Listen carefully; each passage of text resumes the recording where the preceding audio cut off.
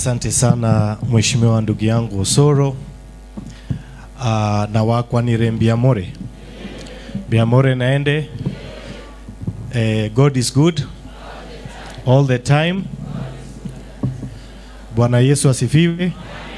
Asante sana. Niko na furaha sana kufika hapa siku ya leo kuungana na ndugu yangu mheshimiwa Osoro, ndugu yetu mkubwa Mheshimiwa Faruk Kibet, mama wetu wa county, Mama Doris Donya na viongozi wengine ambao tumeandamana na wao. Mimi kwa majina ninaitwa Zaheer Jhanda, mchenomo jumbe wa Nyaribari Chache.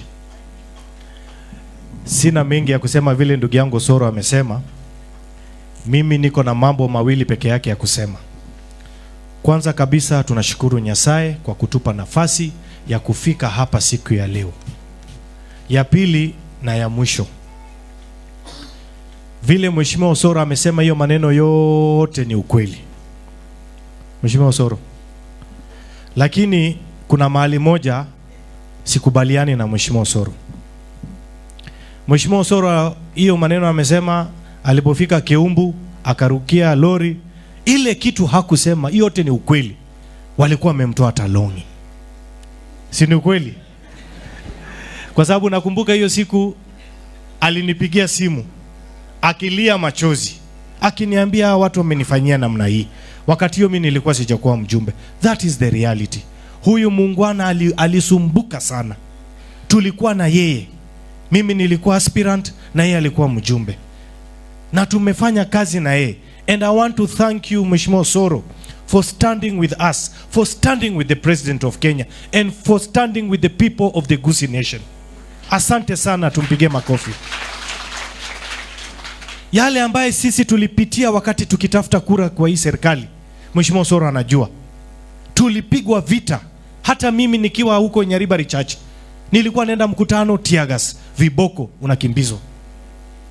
Na wakati rais alipochukua usukani, huyu Mheshimiwa Osoro, rais alituita akamwambia, sasa wewe nitakupa hii nafasi ya chief whip katika taifa la Kenya. Na hiyo nafasi ilikuwa inapiganiwa na watu wengi sana. Lakini rais alisimama kidete akasema jamii ya hapa Gusii lazima tuweke katika hii serikali yetu. Sasa hii serikali sisi tumeipigania. Leo mnatuambia tutoke kwa hii serikali. Haki. Tutoke tuende wapi? Sasa wewe umekaa kwa msitu. Wakati ulipokuwa kwa serikali ulikuwa unatuambia tukae kwa serikali, tusitoke hapa. Mwenye anatoka serikali ni mtu kichwa yake ni mbaya. Sasa wewe umekaa kwa msitu, unataka sisi kututoa kwa serikali, mahali tunapata maendeleo, mahali barabara zinawekwa lami, mahali watu wetu wanapata manufaa, unataka tuende kwa msitu. Haiwezekani. Serikali hii ya Rais William Ruto, nikimalizia, angalia mambo ya SHA. SHA leo hii imelipa over 49.5 billion katika hii taifa ya kusaidia wale watu wa hali ya chini kabisa. Wakati wa NHIF tulikuwa na watu milioni 6 Kenya mzima kutoka uhuru ambao wameweza kuregister. Leo hii tukiongea, SHA iko na watu wamerejista milioni 25 kati ya milioni 50 kwa chini ya miaka miwili.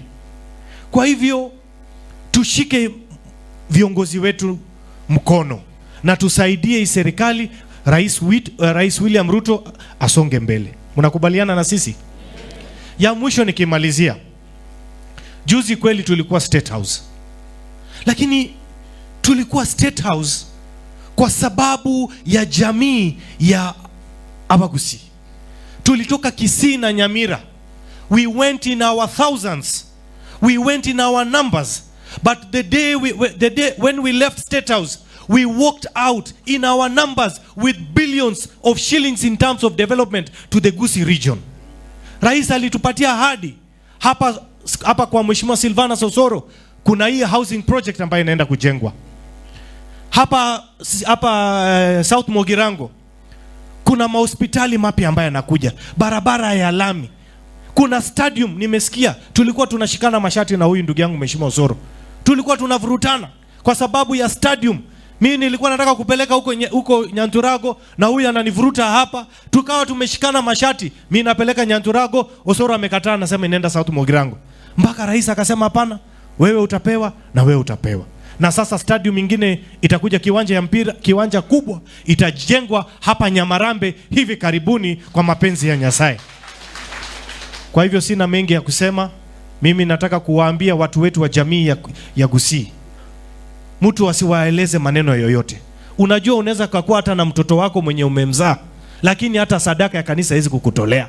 Hata ukiwa mgonjwa haiwezi kukusaidia, lakini yule mwingine wa nje ndio anakusaidia. Asanteni sana, Nyasaye abaseseni. Biamono sana. Biamono sana. Simpigie Zaheer makofi tafadhali.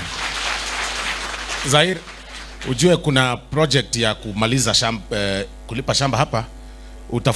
Utatafuta kitu. Unajua nimekuambush. Ashaamua. Amesema kwa sababu hajajua vile alikuwa amejipanga, saa hii anatuachia 50,000 shillings kwanza hiyo hesabu. Wow, mpige makofi mzuri tafadhali. Yes. Wacha sasa nimwalike Omong'ino Mong'aini, omaita sakorwa